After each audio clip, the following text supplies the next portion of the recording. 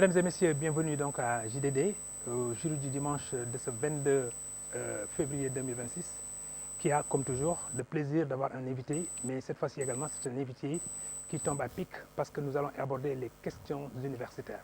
Nous allons aborder aussi les questions liées à l'enseignement supérieur et surtout aussi à l'éducation. Mais qui mieux que notre invité pour peut-être aborder ces aspects, euh, déflorer donc les situations dans lesquelles nous vivons et en même temps aussi peut-être envisager donc des perspectives lointaines par rapport aux enjeux liés à l'éducation et à l'enseignement supérieur dans notre pays. Si ce n'est donc le professeur Abdou Salam Sall qui est donc l'invité de cette édition du JDD. Professeur Sall, bonjour. Bonjour, M. Ndiaye. Très ravi de vous avoir donc sur le plateau pour aborder donc les questions que nous allons énumérer. Mais vous me permettrez juste de vous présenter. D'ailleurs, oserais-je vous présenter puisque vous êtes connu déjà dans votre propre pays, mais pas que, vous êtes aussi connu dans presque le monde entier. Donc vous êtes aujourd'hui un représentant attitré de ce qu'on appelle au Sénégal l'élite sénégalaise. Vous êtes un pur produit de l'Université de Dakar, où vous avez gravi tous les échelons donc, de formation pour devenir plus tard doyen de la faculté des sciences, mais en même temps aussi, plus tard aussi, vous êtes devenu donc le recteur de l'Université de Dakar. Eh bien, l'Université de Dakar est créée en 1958, ça fait un bout de chemin. Et en même temps, le professeur Sall, que nous avons donc aujourd'hui, est un professeur titulaire de classe exceptionnelle. Il est professeur de chimie inorganique à l'université et il a à son actif beaucoup d'années d'expérience, quelques 23 années d'expérience dans divers domaines, notamment recteur, 7 ans, et puis doyen de faculté aussi pendant 3 ans. Mais pas que, il a été également le secrétaire général justement du remis en syndicat de l'enseignement supérieur. Et bien donc, c'est plusieurs casquettes en une seule tête que nous avons peut-être aussi le plaisir d'avoir ici pour aborder des questions. Et récemment, vous savez, notre pays a été secoué par une situation presque poignante qui a eu pour théâtre effectivement l'Université de Dakar. C'est cette grève partie simplement d'une revendication sociale qui a eu des débordements très dramatiques au point peut-être qu'il y a eu même mort d'étudiants en la personne de Abdoulaye Ba. Professeur, avec le recul, d'abord, comment vous appréhendez un peu la situation? Est-ce que la récurrence de la violence est un phénomène qui est presque consubstantiel à l'Université de Dakar? Je vous remercie de votre invitation. Rectifier un peu, l'Université de Dakar a été créée en 1957. Ah oui, et non 58. Et non 58. D'accord. Oui, j'avais 23 ans d'expérience dans le management. Mais oui. Maintenant, avec le temps, on en a un peu plus. Bon, il faut dire que les perturbations à l'Université de Dakar depuis 1968 se répètent année après année. Et la nouveauté, c'est les violences. Au début, les gens par les idées essayaient de convaincre, essayaient d'avoir l'opinion avec soi, les étudiants avec soi, et amener l'administration à avancer. Mais depuis quelque temps quand même, il y a des violences et si on essaie de faire la cartographie des perturbations et de leurs causes, le champ est très large. C'est logique que le champ soit très large parce que si vous regroupez quelque part en un seul point 100 000 personnes, toute ville ayant 100 000 personnes, il y a forcément une police. Et les gens vont à la police pendant que la ville tourne. Il y a cette tradition de perturbation qui malheureusement occulte ou empêche de voir toutes les capacités de l'université. Et malheureusement, la doctrine répressive ne changeant pas, on a toujours des difficultés quand il y a des perturbations. On a beau faire, on a beau anticiper, on a beau discuter. Dans une université d'un pays sous-développé, il y a toujours des choses à redire. Il nous est arrivé plusieurs fois où les étudiants sont allés en grève et la plateforme ne sortait pas. ce n'est qu'après qu'on conçoit la plateforme. Ces derniers temps, les perturbations sont dues à des paiements de bourses. On pourra parler des bourses aussi, de l'allocation. Et aussi le fait que dans nos imaginaires, nous pensons que l'État nous doit tout. Et ça, on ne l'a pas déconstruit très tôt pour faire comprendre que l'enseignement supérieur, quand même, aucun État n'a pu mobiliser tout le financement qu'il faut. Il me revient que même en Chine, il y a des formations payantes, il y a des étudiants qui prennent des crédits pour étudier. Donc, globalement, un problème d'incompréhension globale. Et l'autre élément, c'est que chaque groupe d'étudiants veut marquer son passage à l'université. Mais marquer ce passage, ça doit se faire à partir des idées. Des études. À partir disons... Des performances académiques. Non seulement des performances académiques, mais du leadership à partir des connaissances, à partir de l'argumentation. Mais malheureusement, ne pouvant pas convaincre leur père par l'érudition, ils utilisent la violence, malheureusement. Et ça, c'est quelque chose à traiter avec la plus grande célérité. Malheureusement, l'université a toujours proposé des mécanismes pour résoudre ce problème avec la police universitaire, mais le gouvernement ne nous a jamais suivis pour créer cette police universitaire, parce qu'aujourd'hui, avec le dispositif que nous avons de vidéosurveillance sur les campus, on peut voir de façon irrévitable qui fait des troubles ou bien qui crée des perturbations et au besoin les traduire en conseil de discipline. Oui. Mais c'est le gouvernement qui ne nous a pas suivis dans la mise en place de la police universitaire et c'est pour cela que nous avons toujours ce problème. Mais quand même, partout où vous avez 100 000 personnes, peut-être qu'il y a une infime minorité qui perturbe et qui obère l'éclat des autres. Mais enfin, votre développement est assez fascinant parce que voilà, il englobe plein de problèmes et peut-être que voilà, on va essayer de les sérier pour mieux voir clair un peu dans la réalité de l'université, notamment de Dakar. La première chose, c'est que peut-être bon, vous dites la force des arguments est en train d'être substituée par les arguments de la force. C'est à quoi on assiste. Mais en fait, quand on parle de force à l'université, ça devrait être peut-être bon quand même du point de vue de l'intellect. Ça ne devrait pas être du point de vue justement des biceps.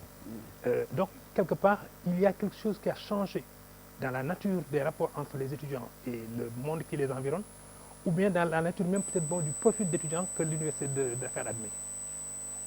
Ce qui est certain, c'est que tous les étudiants veulent être des leaders. Tout le monde veut être leader. Mais pour être leader, il faut une profondeur intellectuelle. Il faut une formation.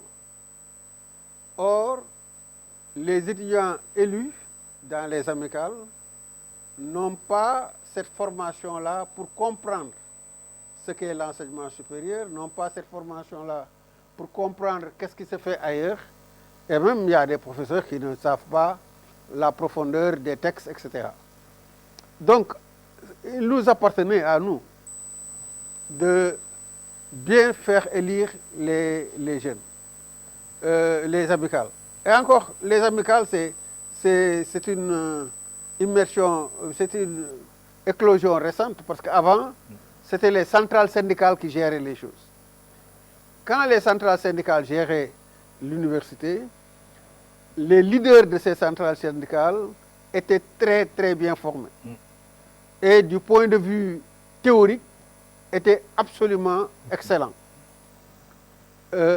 On a supprimé ces centrales syndicales pour faire émerger les amicales qui n'ont pas la profondeur qu'avaient les centrales syndicales.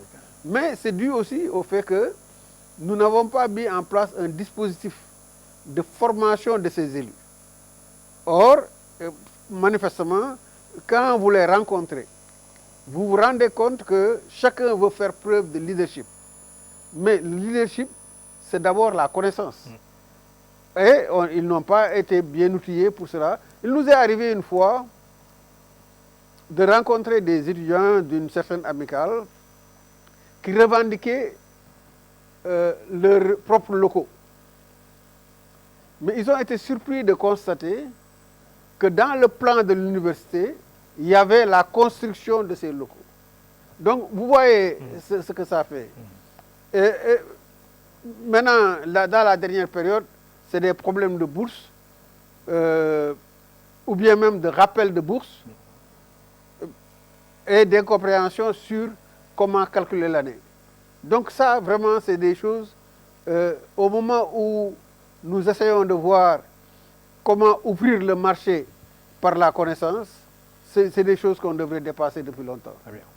JTD donc du 22 février 2026 qui reçoit avec plaisir le professeur Abdou Salam Sall, professeur titulaire de classe exceptionnelle à l'université Cheikh Anta Diop de Dakar.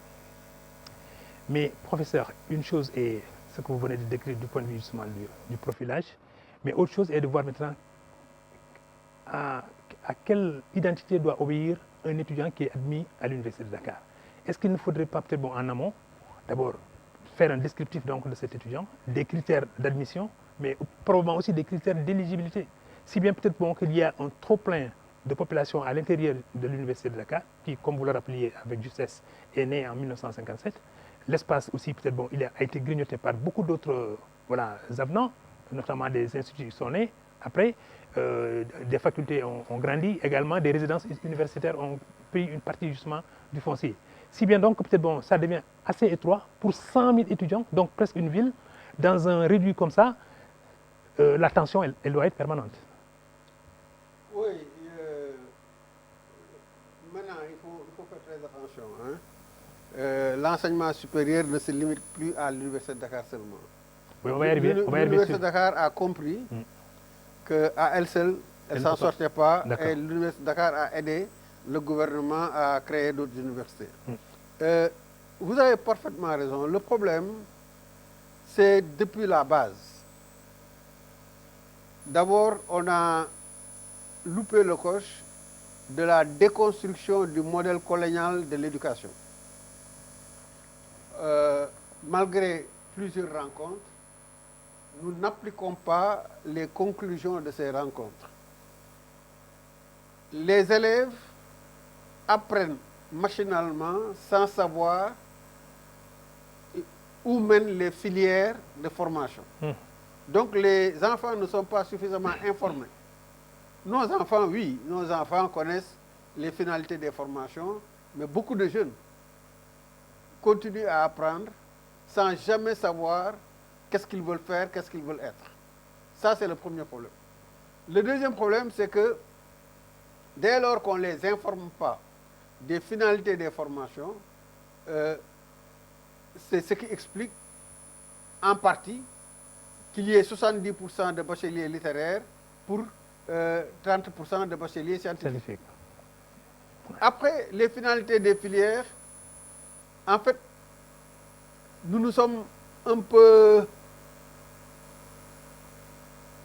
Nous avons privilégié les filières académiques. Mais ça, c'est l'héritage. Parce que la France avait besoin de collaborateurs et les facultés de sciences et de lettres ont produit tous les enseignants dont on avait besoin dans le système. Sauf que, quand arrivé à un certain moment, tous les produits ne pouvaient pas être absorbés. Il faut dire que aussi l'éducation pour tous, même s'il n'a pas, si le système n'a pas produit tous les résultats escomptés, a donné quand même des résultats conséquents, le flux de bacheliers augmentant d'année en année. Et nous, on s'est trompé. On a cru que les bacheliers littéraires ne pouvaient pas avoir une certaine scientificité, ne pouvaient pas maîtriser des technologies. Or, les ISEP qu'on a créés récemment ont montré que si tu changes le modèle pédagogique, c'est-à-dire que tu fasses 80% de formation pratique pour 20% de formation théorique, même les bacheliers littéraires sont employables, sont recyclables.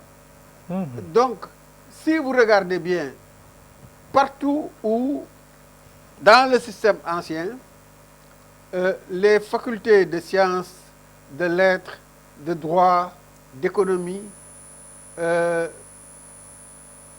ont formé beaucoup, mais c'est là où on a des perturbations, alors que dans les écoles et instituts, qui sont des formations professionnalisantes, au CECI, vous n'entendrez jamais parler de perturbations, parce que le taux de placement est bon. Partout où les filières ont de bons taux de placement, il n'y a pas beaucoup de perturbations. Donc c'est dans les filières où on a quelques difficultés, qu'on a des problèmes de faux taux de placement, parce que tout simplement on n'avait pas une bonne compréhension des choses, qu'on a des perturbations en permanence. Mais professeur, dans les années 70-80, arriver à l'université, c'était un rêve de tout gosse qui était titulaire du baccalauréat. Et quand on demandait justement les raisons qui présidaient au choix de ces étudiants, de ces futurs étudiants, il y en a qui épelaient les noms des étudiants qui étaient à l'université de Dakar, qui étaient à la limite même des premières références justement pour ces bacheliers.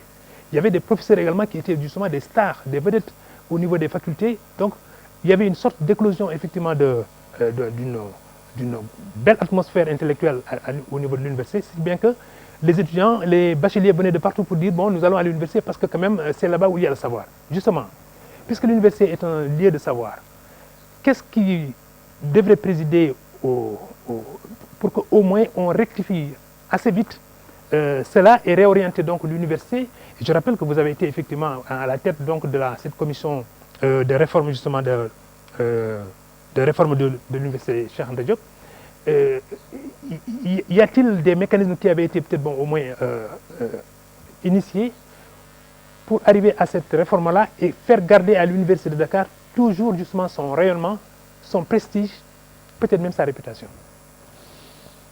D'abord, vous parlez du moment où, du temps où l'université n'avait pas beaucoup de monde. Il n'y avait pas.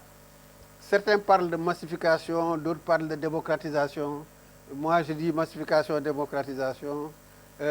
C'était l'élite. Oui. C'était l'élite de l'élite qui était à l'université.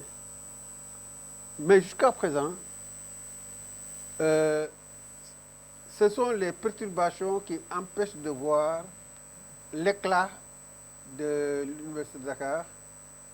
Mais l'université de Dakar a gardé sa réputation et l'université de Dakar a été, par mon fait, la première université francophone à s'engager dans la réforme LMD pour aligner ses standards aux standards internationaux. LMD, c'est licence, master, doctorat. Okay.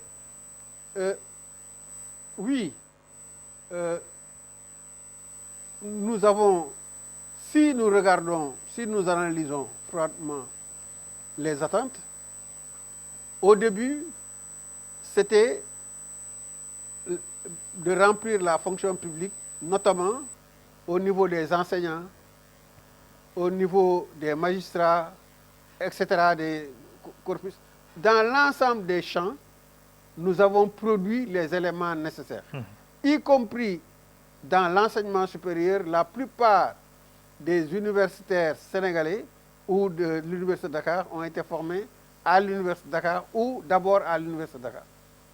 Donc, le travail a été fait. Maintenant, ça s'est complexifié quand on a eu un grand nombre d'étudiants et après qu'on voulait professionnaliser les formations. Quand on est entré dans la réforme LMD, nous sommes entrés de façon prudente en disant que les licences, c'est le socle commun de savoir et que les spécialisations se font dans les masters parce que c'était plus gérable. Nous entrions dans un référentiel mondial, mais nous y entrons avec nos contraintes et avec nos atouts.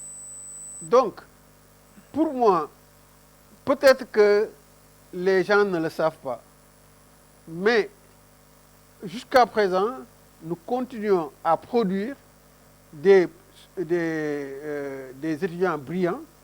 Et mieux encore, quand on a créé toutes les autres universités, notamment Saint-Louis et l'université Amadou Mahtar Mbow, pour ne pas les nommer, Oui. mais c'est la crème de la crème qu'ils prennent. Donc nous, on laisse le reste. Mais le reste, nous en faisons de bon.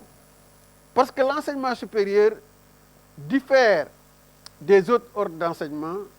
Parce que si on t'explique comment ça fonctionne, quand j'étais doyen de la fac de sciences, et par la suite ça s'est généralisé, on faisait les amphis de rentrée pour accueillir les nouveaux bacheliers, pour leur expliquer comment ça fonctionne. À l'université, c'est le travail individuel qui permet à la personne de s'exprimer. Si on t'explique qu'il faut aller à la bibliothèque, qu'il faut travailler, etc., à partir de cet instant, même si tu n'as pas 15 de moyenne, tu auras 10 de moyenne et tu vas passer. Et beaucoup d'étudiants ont profité de ça et ont avancé. Et nos étudiants, pour vous dire quel est le baromètre, nos étudiants qui nous quittent ici pour aller faire des thèses ailleurs, mais réussissent brillamment. Et même des étudiants qui ont eu du mal à s'en sortir à Dakar, quand ils sont allés ailleurs, ils ont bien réussi. Donc, en fait, la réussite est fonction d'un environnement de travail, mais je vous dis encore une fois, par la qualité de nos publications, par le corps professionnel, on a encore une université qui tient la route, sauf que les perturbations en permanence qu'il y a gênent un peu dans la visibilité. Mais avec la multiplication du nombre d'universités, vous avez cité donc Dakar et Amadou Mahtar Mbow, un peu vers Diamniadio, est-ce que vous avez le sentiment que l'influence de l'université est restée intacte? Est-ce qu'elle est en phase avec justement les sociétés pour peut-être refléter d'abord les dynamiques de la société, mais en même temps aussi qu'elle règle les problèmes de la société parce que c'est une des parties, c'est un des lots, n'est-ce pas, d'évoluer à l'université que de trouver des solutions aux problèmes des sociétés? Oui, oui. Bon, ou bien c'est dit généralement? On apporte les réponses, mais on aurait pu apporter plus. On apporte beaucoup de réponses, mais on pouvait faire beaucoup plus. Mais pour ce faire, il faut une synergie entre le secteur public, le secteur privé et l'académie. Et si on arrive à faire, et moi j'y ajoute la société civile, je crois qu'il est possible d'aller beaucoup plus loin, de se concerter davantage. Et malheureusement, est-ce que l'université de Dakar se connaît elle-même? Est-ce que l'université de Dakar connaît tout le potentiel scientifique dont elle regorge? Donc il faudrait qu'on puisse, et c'est le travail que je suis en train de faire pour le compte de l'ANAC, qui est la bibliométrie, l'Agence nationale d'assurance qualité, qui, dans le cadre du partenariat tripartite public-privé-académie, m'a chargé de mener la bibliométrie des établissements d'enseignement supérieur, et donc la production scientifique. Et pour comprendre la production scientifique, j'ai essayé d'appréhender la recherche à partir de la gouvernance, de la structuration de la recherche, du financement de la recherche et de l'environnement de recherche. Donc, tout ça là, c'est un processus en construction. Mais c'est vrai que du point de vue, quand l'université de Dakar était la seule université dans la sous-région, toute l'Afrique cherchait à venir à Dakar. Mais jusqu'à présent, je puis vous dire que si vous êtes recteur de l'université de Dakar, vous êtes extrêmement sollicité pour l'admission des autres Sénégalais. Autrement dit, jusqu'à présent, on peut beaucoup mieux faire, mais jusqu'à présent, on garde notre rang. Si on classe les universités africaines, la seule université francophone qui apparaît après les universités anglophones, c'est l'université Cheikh Anta Diop de Dakar. Il y a un classement qui est déjà fait? chaque fois, c'est périodique. C'est périodique. Et pour la première fois, j'ai vu que Time Magazine nous a classés. Mais pour moi, c'est pas... Les rankings obéissent à d'autres éléments où il y a énormément d'argent. Les universités de rang mondial ont 3 caractéristiques. Ce sont des universités qui ont énormément d'argent. Il y a des budgets qui dépassent le budget du Sénégal lui-même, pas de l'université, le budget du Sénégal.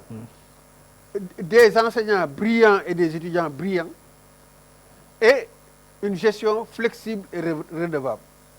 Je préfère à cela, parce que les moyens ne sont pas là, à une université efficiente.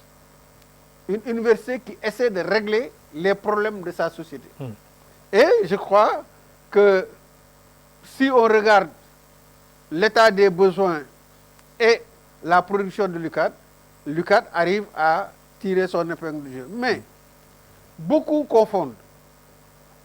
Beaucoup ignorent que c'est le marché qui est fermé, qui explique que l'on ne développe pas des filières en adéquation avec les besoins. Quand le marché est ouvert, la plupart, je prends toujours l'exemple des fondés de pouvoir dans les banques. Oui. Aujourd'hui, les fondés de pouvoir dans les banques n'ont pas fait banque et finance comme étude. Ils ont fait droit, ils ont fait économie, ils ont fait... Mais une fois qu'ils ont eu leur parchemin où il y a des fondamentaux, appliquer cela à quelque chose devient facile avec le temps. Il y avait un grand industriel qui nous disait développer les fondamentaux, développer la pensée critique. Pour ce qui est du savoir-faire, nous, on peut le gérer facilement.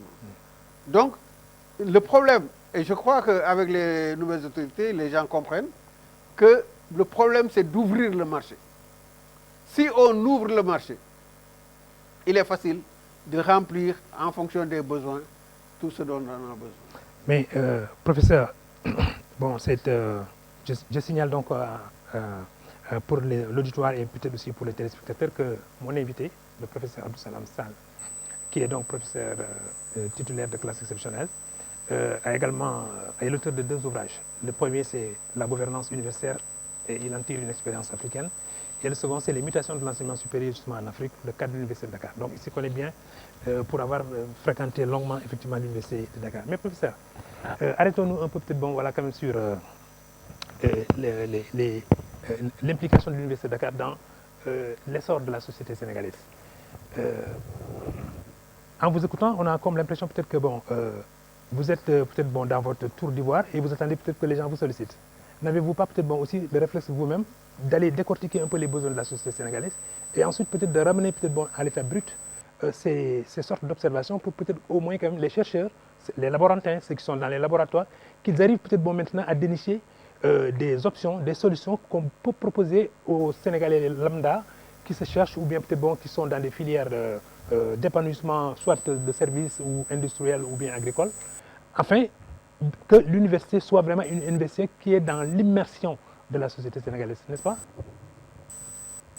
Vous avez présenté 2 ouvrages.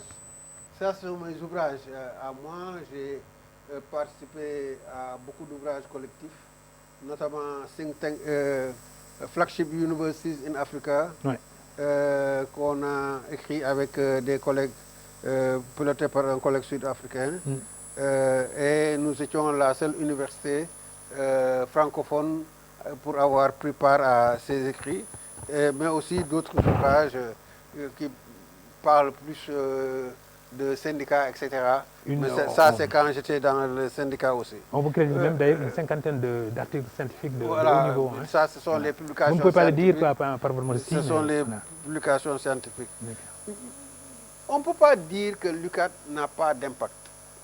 Si vous regardez, au niveau de l'informatique, l'actuel gouvernement est très content des produits.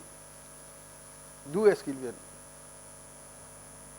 Tout récemment, le ministre de l'Agriculture a dit que le département de biologie Monsieur végétale, Mabouba Diagne, Mabouba Diagne, oui. va les aider en termes de vitroplan.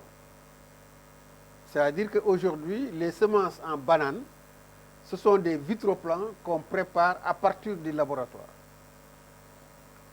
Si je vous disais l'action de la faculté de médecine dans tout ce qui est santé, la faculté de médecine, pharmacie et odontostomatologie, dans tout ce qui est santé, c'est énorme. Au point que le Sénégal veuille être ou est déjà un pôle de soins dans la sous-région. Donc, on peut multiplier les choses comme ça. Mais il y a un problème de pilotage. Vous savez, nous, pays décolonisés, nous devons être attentifs à tout pour déconstruire beaucoup de choses parce qu'il y a beaucoup de choses qui nous lient et qui nous empêchent de nous développer. Autrement dit, c'est des préjugés. Il faut casser les atomes. Quand j'étais doyen de la faculté des sciences, même après avoir été doyen de la faculté des sciences, quand j'étais recteur, je m'étais rendu compte qu'il n'y avait pas une seule formation en agriculture à la fac de sciences. Oui, dans les années 78, ils avaient essayé, mais ils ont rapidement fermé la filière. Alors, nous, on a, en rapport avec Michigan State University, créé une licence en agro-ressources, c'est agriculture et commercialisation. Mais notre objet, c'était de créer, de former des jeunes qui vont s'installer en milieu rural et qui vont produire autrement et influencer la production de nos compatriotes. Malheureusement, faute de synergie avec l'État pour pouvoir installer ces jeunes, nous avons commencé à les financer avec nos moyens. Tous ces jeunes ont été recrutés dans d'autres milieux et n'ont pas fait le travail qu'on voulait faire. Aujourd'hui, je les rencontre, ils me disent, mais monsieur le recteur, vous savez quoi, nous tous, nous sommes recrutés même avant de terminer. J'ai dit, il y a un problème, moi je ne voulais pas ça. Moi, ce que je voulais, c'est une transformation structurelle de l'économie et de l'agriculture catalysée par des jeunes produits de l'université. Quand Mabouba Diagne a réuni tous les jeunes qui étaient en formation en agriculture, parce que cette même formation, on l'a démultipliée dans toutes les universités du Sénégal. Quand il les a réunis tous, j'ai pris mon téléphone, je lui ai envoyé un texto pour lui dire que c'est ça le chemin. Parce que nous ne pouvons pas produire sans tenir compte des nouveautés, sans tenir compte de la connaissance, etc. Donc, on pouvait faire beaucoup plus, mais je crois le gouvernement qui voit qu'il faut bâtir des liens entre le privé, entre l'académie et le public, voit qu'il y a des synergies à construire pour ouvrir le marché du travail. Ah oui, vous parlez de synergie et vous évoquez aussi le nom du ministre de l'Agriculture, Mabouba Diagne, qui est aussi un universitaire sorti effectivement de l'université Gaston Berger de Saint-Louis. Donc je pense qu'il y a des plages de convergence qui peuvent peut-être être redessinées entre toutes les universités pour qu'au moins, ensemble, ils soient dans une cohésion pour peut-être apporter des solutions à une plus vaste échelle, peut-être même pas seulement le Sénégal, peut-être même c'est dans la sous-région, peut-être même c'est au niveau du continent. Il y a des besoins qui peuvent s'exprimer en d'autres lieux. Prenons le cas peut-être du désert ou bien en tout cas des zones arides. Il y a certainement des réponses à apporter et ces réponses doivent justement venir de l'université, de ces chercheurs, pour dire peut-être dans les zones arides, quelles sont les plantes qui s'adaptent, quelles sont les semences qui peuvent s'y adapter. Enfin, je ne réponds pas à la place justement des chercheurs, mais j'essaie simplement d'explorer les possibilités qu'il y a pour l'université de Dakar, si elle est leader dans son domaine, pour essayer de faire converger l'ensemble des universités autour d'objectifs académiques pour peut-être booster notre économie, notre société. Je vous donne également un autre exemple, si vous me permettez, monsieur le professeur. La question de la sexualité en Afrique, elle se pose avec acuité. Aujourd'hui, peut-être tout le monde en débat, tout le monde en parle, mais il y a peut-être que certains chercheurs probablement ont dû faire des avancées extrêmement poussées sur peut-être la question de la sexualité. Pourquoi ne pas peut-être de temps en temps que ces chercheurs-là sortent un peu peut-être de leur confort pour essayer d'apporter des éclairages donc à une opinion qui s'aventurent dans des méandres justement sans fin, sans issue, simplement pour soit voilà,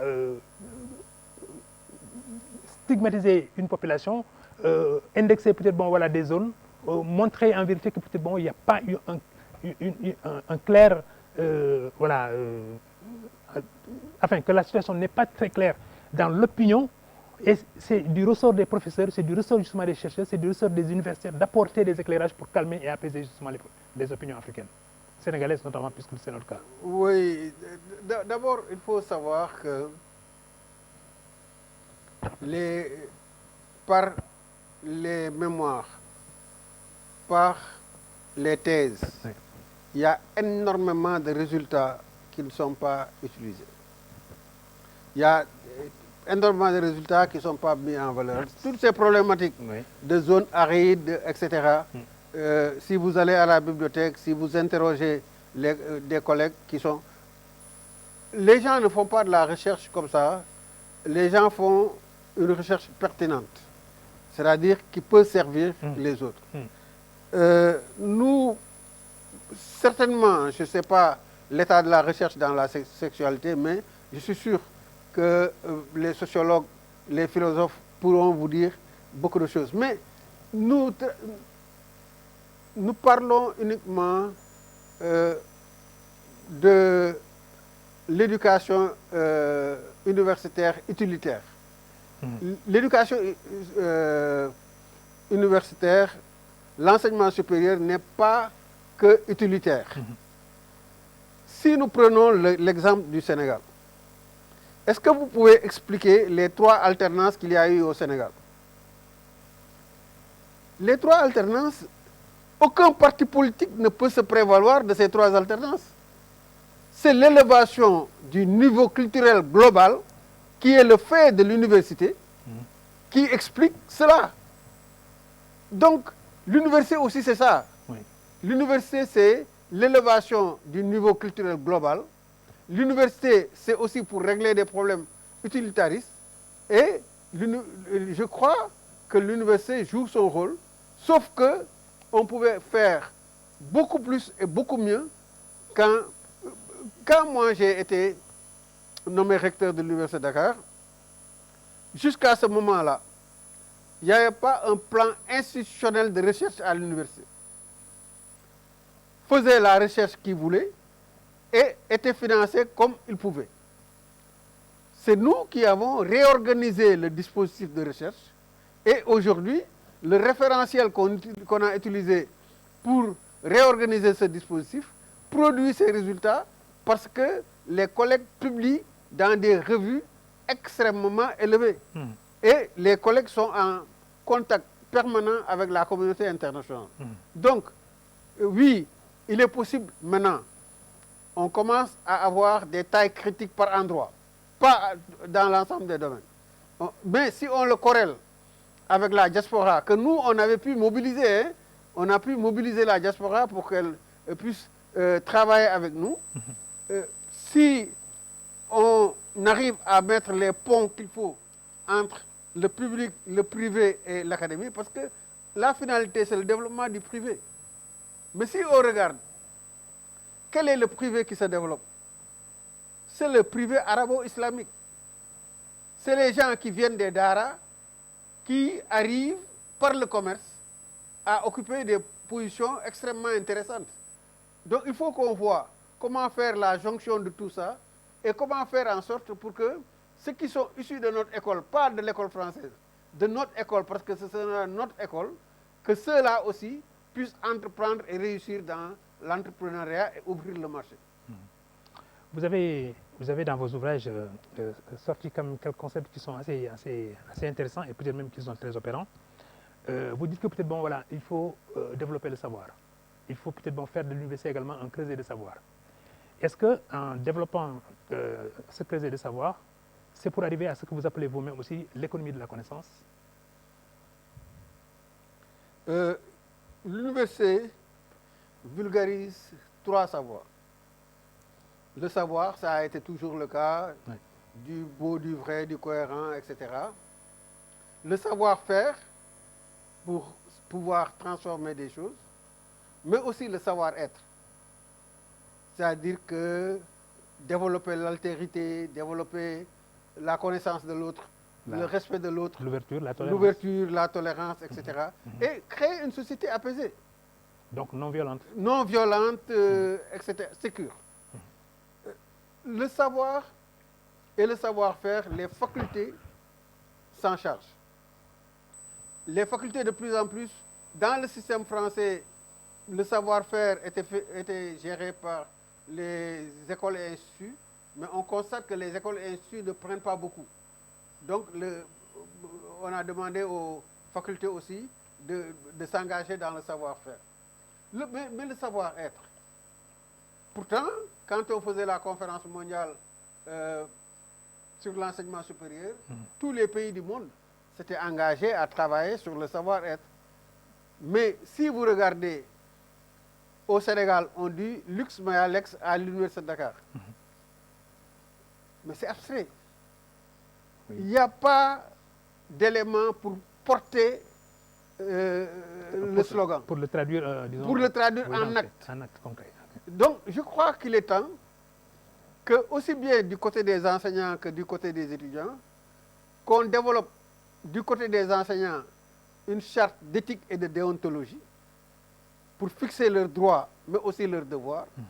Et du côté des étudiants, une charte, une pétition où il y a des valeurs qu'ils vont défendre et qu'on les aide à s'approprier ces valeurs. On faisait une formation, une recherche, une formation en Côte d'Ivoire, et le collègue canadien a amené une batterie de cartes d'une soixantaine de valeurs, et on demandait aux gens de choisir les valeurs. Mais toutes les valeurs élèvent les gens. Il faut choisir des valeurs et travailler à ce que chaque étudiant endosse ces valeurs. Ça aussi, ça permet d'apaiser un peu le climat, ça permet de mieux se connaître et ça permet de s'élever. Est-ce que le préalable à cela, qui peut-être postule donc en printemps, peut-être voilà, du savoir à l'intérieur de l'université, est-ce que préalablement à cela, il n'y a pas besoin pour les talents qui sont à l'intérieur donc de l'université, d'abord de se découvrir, parce qu'il me semble que il y a 1700 enseignants qui sont dans l'université, 100 000 étudiants. Vous l'avez dit tantôt dans vos propos liminaires que c'est presque une ville. Mais maintenant, est-ce qu'il n'y a pas peut-être voilà, des éléments liants qui permettent peut-être qu'il y ait un désir ardent de s'accrocher à l'université, d'attachement à l'université, mais peut-être aussi une fierté d'appartenir à l'université de Dakar? Ce sentiment d'appartenance doit être développé. Parce que si vous ne développez pas le sentiment d'appartenance, la niche qu'on a trouvée au niveau mondial pour financer l'enseignement supérieur, vous ne l'aurez pas. Quelle est cette niche? C'est les étudiants. Ceux qui ont été formés dans un établissement. C'est l'attention que vous leur portez pour qu'ils puissent réussir. Ce n'est pas de s'occuper de ceux qui sont brillants. Ceux qui sont brillants, le problème c'est de les amener. Ils vont réussir. C'est d'aider ceux qui ont du mal à réussir. C'est cela qu'il faut aider. Et en les aidant, en ouvrant le marché, en créant des incubateurs pour ouvrir le marché, pour créer de la richesse, après, on pourra les solliciter pour qu'ils contribuent au financement de l'université. La plupart des universités américaines aujourd'hui sont financées par leurs alumni. Mais le préalable, c'est de développer ce sentiment d'appartenance. Ce sentiment d'appartenance se développe à partir des valeurs et de l'attention qu'on a pour les étudiants. Mais ce qui est paradoxal, parce que nous avons essayé de créer, nous avons créé la fondation UCAD. Malgré les difficultés et tout, les gens ont ce sentiment d'appartenance à l'UCAD. Alors qu'on n'a pas encore suffisamment développé cette volonté d'aide des étudiants à leur réussite. Et aussi créer des incubateurs qui ouvrent le marché.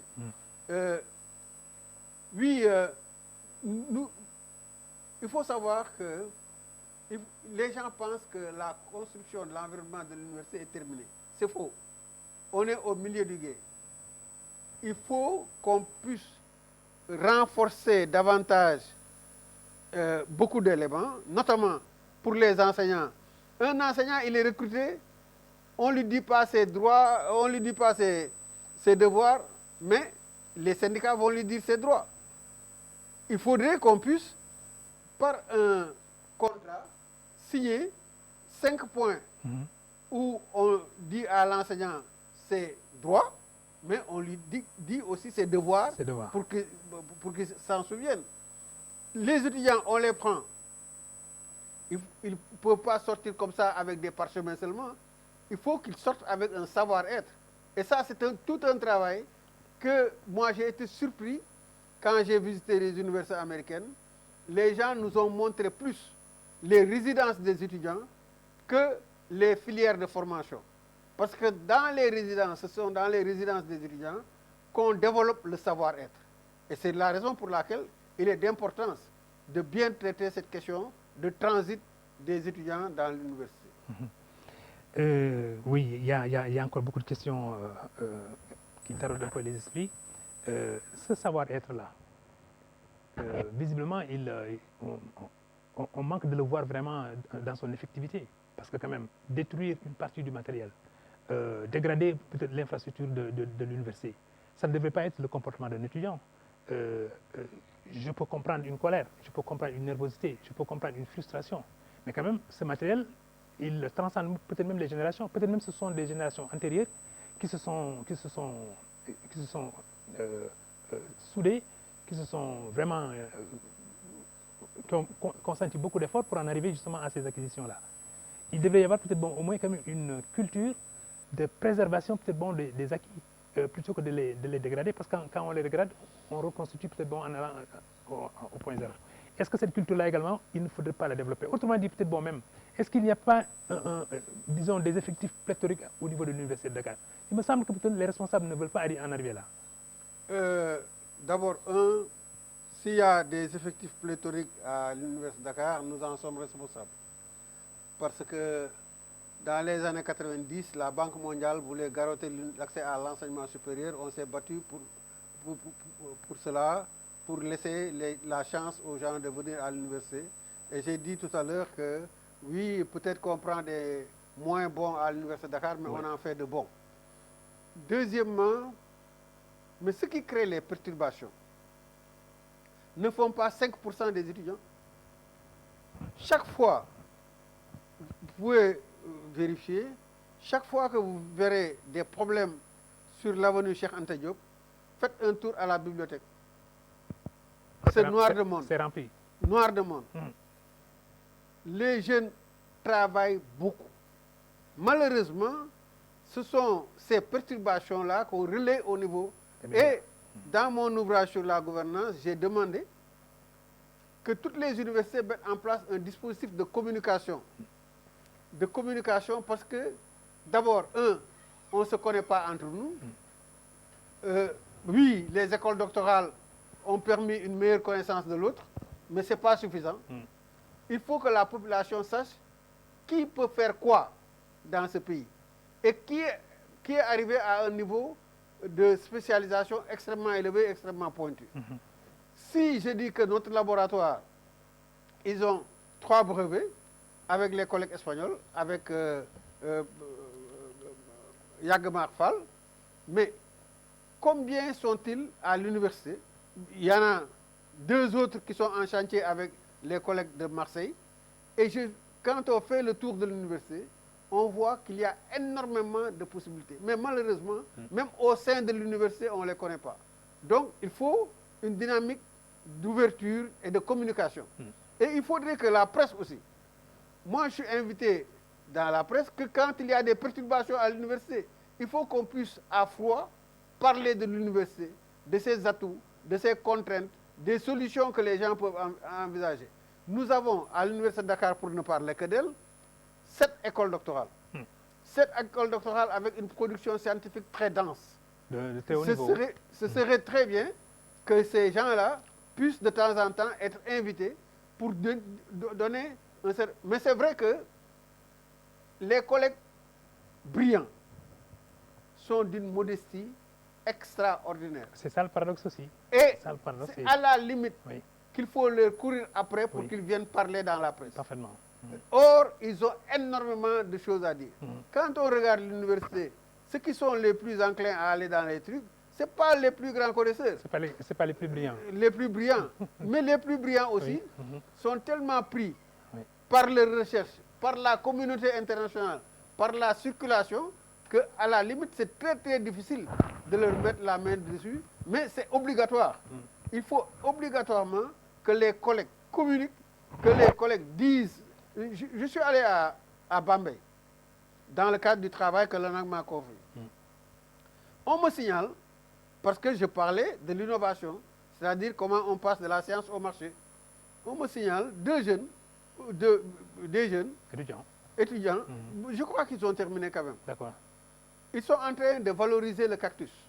Le cactus, pour les auditeurs, c'est le gargambose. Oui.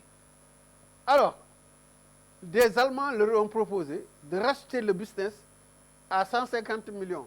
Ils ont refusé. Ah oui, pourquoi? Nous-mêmes, parce que ils veulent développer leur entreprise. Développer le business. Nous-mêmes, en créant Inodev, parce que quand j'étais recteur, nous avons créé, avec l'université de Jean Blou et l'ITA, et notamment le laboratoire de biotechnologie de l'ESP, Inodev. Inodev produit du bissap atomisé, c'est-à-dire du bissap que vous diluez comme vous diluez le Nescafé. D'accord. Toute la production était tout de suite achetée par Jean Blou. Quand je voyageais aux États-Unis, j'emmenais quelques sachets pour tester le marché.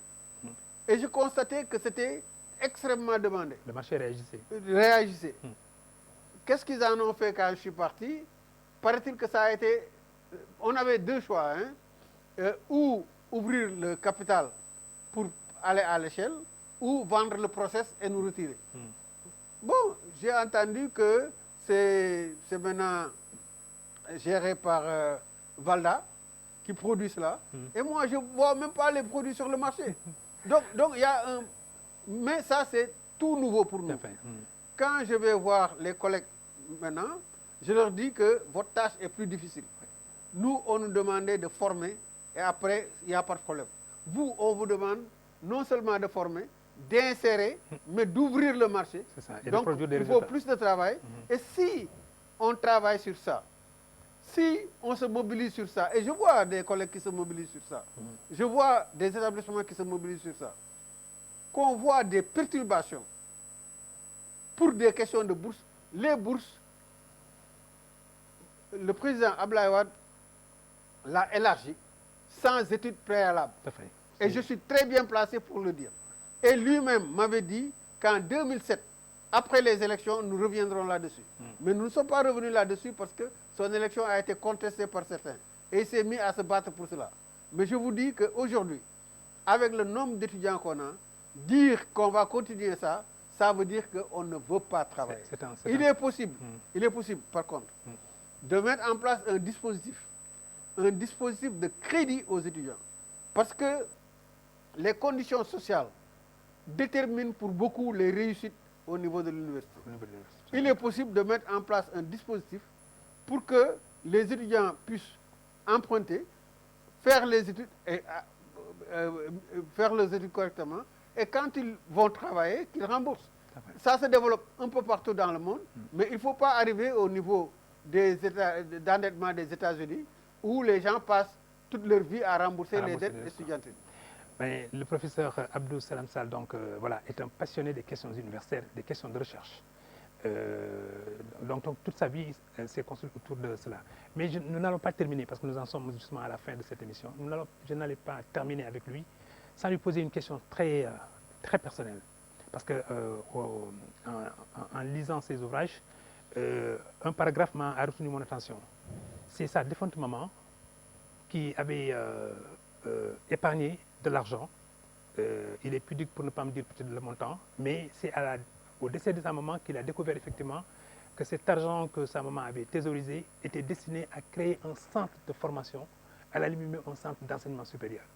Mais puisqu'il est là, et je ne voudrais pas peut-être bon, qu'il m'échappe sans nous dire un peu ce que ça a représenté pour lui, professeur, votre lien avec votre maman s'est prolongé même après sa mort, par le canal effectivement de cette initiative. Mais pouvez-vous nous résumer très succinctement un peu ce que ça représente? J'ai donné suite à la volonté, la dernière volonté de ma maman, mais oui. C'est en fait, c'est la troisième mission, c'est le troisième bras qu'on a au niveau de l'enseignement supérieur, c'est les services à la communauté. Hein? Nous, notre problème, c'est de régler les problèmes de la société. On utilise trois outils. On utilise la formation, on utilise la recherche, on utilise les services à la communauté. Et quand ma maman a voulu faire quelque chose à Podor, parce qu'elle, avec son mari, s'était installée à Kaolack et elle avait déjà bien transformé sa maison, mais avait honte quand même que son mari n'ait rien laissé à Podor. Podor, d'où vous êtes où je suis né, oui. On est originaire de Podor. Donc sa dernière volonté, c'était qu'on érige quelque chose au niveau de Podor. Et à son décès, ma cousine qui était avec elle m'a dit qu'elle avait sécurisé un certain nombre d'argent là-bas. Et sur sa dépouille d'ailleurs, moi, le seul engagement que j'ai pris, c'est de faire le projet. Et il fallait résoudre plusieurs équations. La famille avait la maison familiale du grand-père qu'on avait réfectionnée pour accueillir tout le monde quand on y va. Donc il fallait créer quelque chose qui après ne soit pas une charge que tu aies à nourrir chaque jour. On s'est dit, ok, un cousin architecte, Boutout Sall pour ne pas le nommer, il était très très lié à ma maman, a fait un design de 3 bâtiments, très très cousus. Et c'est... moi j'ai dit que j'arrêtais tout ce que je faisais au niveau pour moi-même, pour donner suite à la volonté de ma maman. Et nous sommes allés à Podor pour cela. Et c'est en allant à Podor, j'étais membre du conseil de fondation de la Sonatel. Il y avait un rapport sur les radios communautaires. C'est chemin faisant que j'ai lu le document et j'ai dit, tiens, on va essayer d'y installer une radio communautaire. Et c'est comme ça que le projet s'est développé. Outre le bâtiment, on a créé une salle de formation pour les agriculteurs, etc., avec toutes les facilités. On a créé 3 chambres. Ces chambres-là seront d'utilité extrême parce qu'après, ce sont les locations de ces chambres qui permettent de financer la radio. Et on a, grâce à la Fondation Sonatel, pu équiper la radio. Mais les studios, c'est nous-mêmes qui les avons réalisés, les équipements, la Fondation, mais aussi la salle informatique, la Fondation. Donc, on a donné suite à la volonté. Et elle me dit, je lui dis, maman, qu'est-ce qu'on va faire là-bas? Elle me dit, mais une université. J'ai dit, maman, Podor quand même une université. Et vous savez quoi? La première antenne de l'UVS à Podor s'était installée dans le centre. Et le centre s'appelle le centre PML. PML, on lui a donné le nom. Certains m'ont reproché qu'il fallait donner le nom du père, mais c'est elle qui a mis ses billes et c'est elle qui a polarisé l'attention. Voilà. Bon.